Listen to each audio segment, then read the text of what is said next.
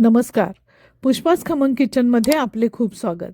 आज आपण बनवत आहोत पारंपरिक आणि गोड स्वादिष्ट दूध पाक. कमी साहित्यामध्ये बनणारा हा गोड पदार्थ सणासुदीला, पूजेला बनवला जातो. प्रत्येकाला आवडणारा हा गोड पदार्थ आहे.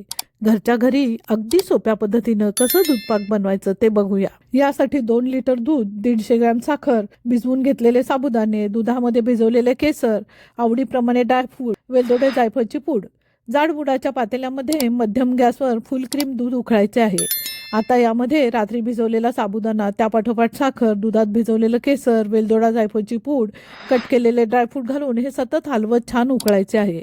बघा, दूध छान घट्ट झालेले आहे. झाली आपली दूध पाकची रेसिपी तयार. आता ही बाउलमध्ये काढून घेऊया. अशा घरगुती स्वादिष्ट आणि गोड रेसिपीज पाहण्यासाठी पुष्पास खमंग किचनला लाईक, शेअर, सबस्क्राईब करा. पूर्ण व्हिडिओसाठी खाली लिंक दिली आहे. धन्यवाद.